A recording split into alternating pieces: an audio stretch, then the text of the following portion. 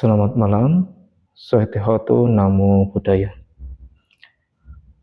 Sahabat Dhamma sekalian, perkenalkan, nama saya Muhammad Fahri, mahasiswa semester 4 dari STAB Kertarajasa Batu Malang.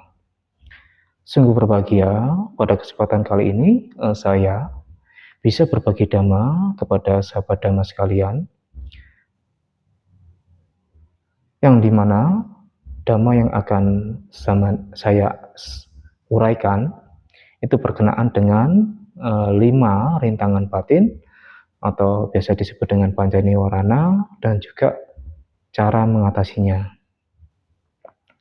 Sahabat Dhamma yang berbahagia, dalam bermeditasi tentunya kita pasti mengalami berbagai macam rintangan. Salah satunya yaitu seperti pikiran mengembara. Nah, semisal contoh ketika kita katakanlah ingin bermeditasi, dalam bermeditasi memang pertama-tama kita akan merasa nyaman, rileks dan tenang dan bisa katakanlah mencapai fokus. Itu tidak berselang lama, dalam arti mungkin kisaran 2-3 menit. Di menit selanjutnya pasti pikiran kita akan mengembara. Kenapa hal itu terjadi? Karena di sini kita belum terbiasa mengendalikan atau mengatasi rintangan batin yang muncul di dalam meditasi. Nah, jadi di dalam Buddhism, hal seperti ini itu disebut dengan rintangan batin. Atau lebih tepatnya, Panca-Niwarana, yaitu 5 rintangan batin di dalam meditasi. Nah, untuk memudahkan kita dalam memahami Panca-Niwarana atau 5 rintangan batin dan juga cara mengatasi ketika rintangan tersebut muncul di dalam kita bermeditasi, itu kita bisa merujuk kepada salah satu sutta, yaitu Sanggarawa Sutta. Yang di sini terdapat di dalam Samyutta Nikaya di sutta ke-55. Di situ dijelaskan bahwasanya rintangan yang pertama yaitu kamacanda, yang diartikan kesenangan indrawi. Nah, untuk memudahkan dalam memahami, di situ juga dianalogikan seperti air dalam bejana itu dicampur dengan pewarna makanan. Ada kuning, merah, biru dan seterusnya. Nah, memang secara visual air tersebut kelihatan menarik dan indah. Tetapi ketika kita dekati, kita tidak bisa melihat wajah kita di permukaan air tersebut. Nah, demikian pula dengan batin kita, ketika batin kita itu dikuasai oleh kamacanda, kita pasti tidak akan bisa fokus kepada objek meditasi.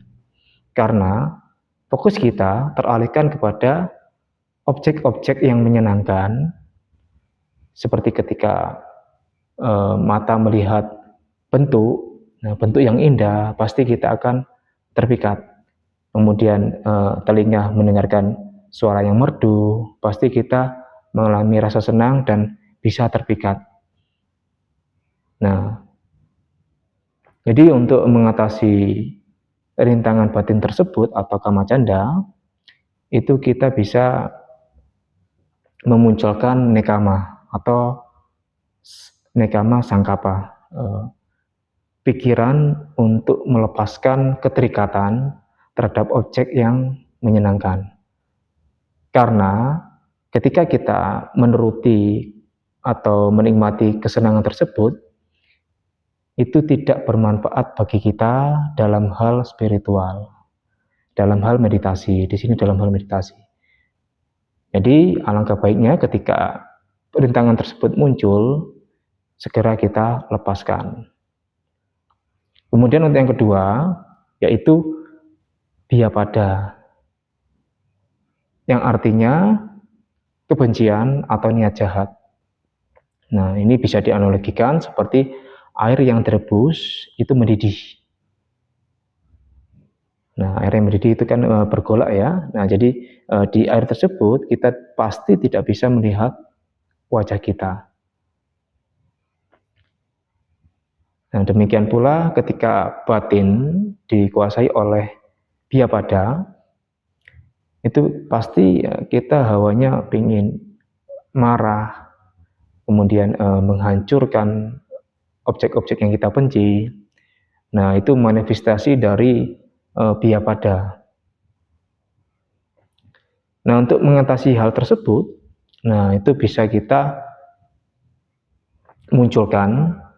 Yang pertama yaitu rasa maaf, memaafkan tentang apa yang sudah terjadi, baik itu berkenaan dengan orang lain atau kehidupan yang kita yang lalu.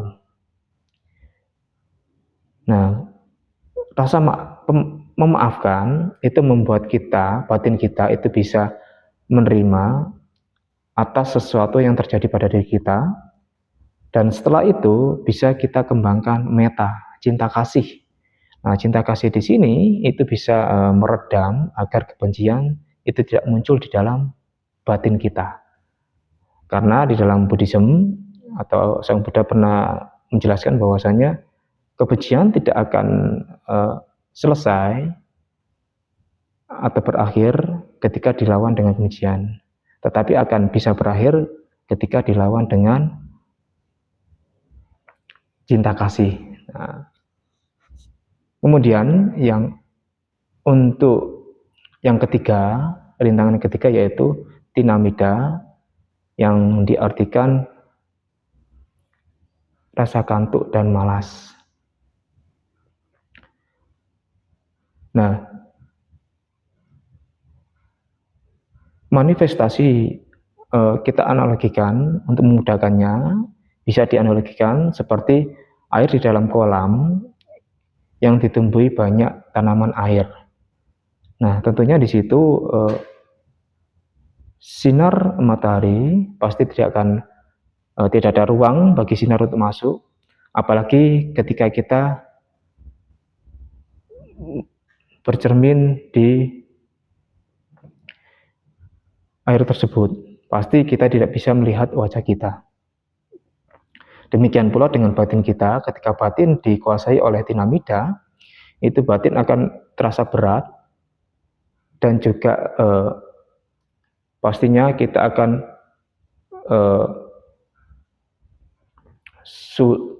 sulit untuk semangat, lesu, malas, dan batin akan begitu lemas. Nah, jadi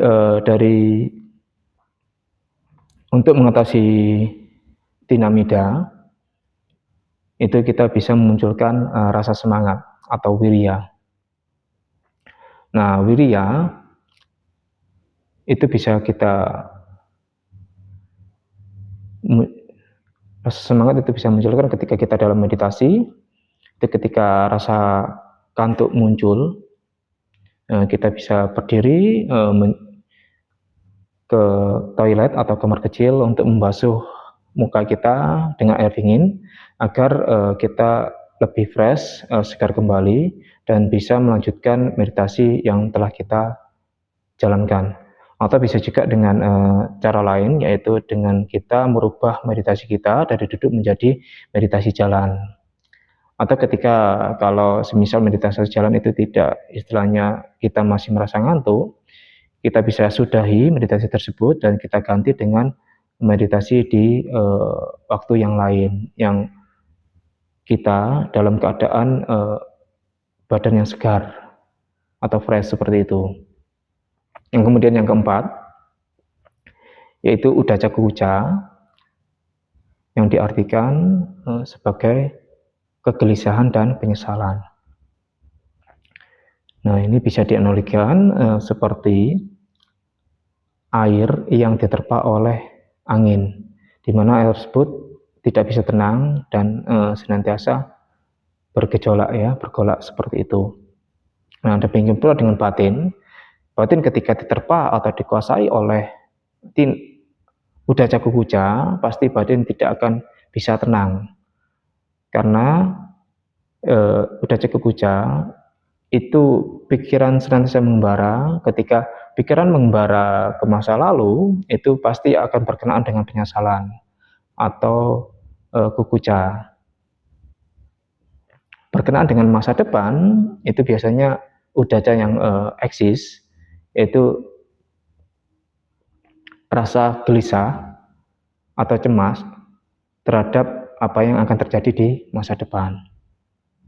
Nah, untuk mengatasi rintangan tersebut, kita bisa menggunakan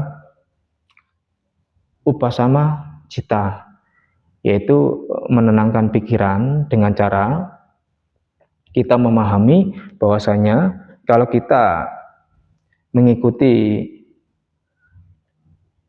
rintangan tersebut itu tidak ada manfaatnya. Jadi cukup kita sadari, jangan dilawan atau diikuti, tapi sadari, kemudian kembalikan fokus terhadap objek. Fokus kita terhadap objek. Nah, dengan cara seperti itu, batin kita bisa kembali kepada objek dan kita bisa melanjutkan meditasi kita sehingga konsentrasi bisa terbentuk. Kemudian yang kelima, yaitu wicikica, yang diartikan keraguan-raguan. Yang hal ini bisa dianalogikan seperti air yang berlumpur, di mana ketika air berlumpur pastinya keruh dan kita tidak bisa melihat pantulan wajah kita di air tersebut. Nah, di dalam meditasi ini bermanifestasi ke dalam seperti sebuah pertanyaan, apakah meditasi saya sudah sesuai dengan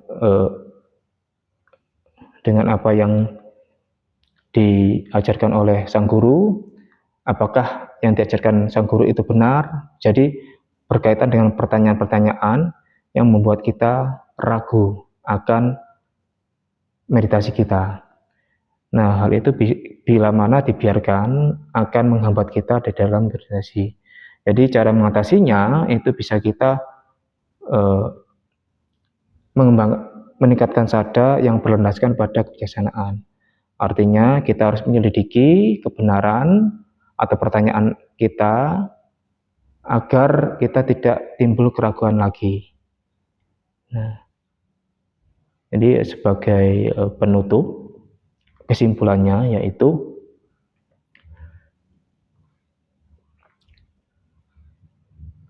dalam 5 rintangan batin, yaitu ada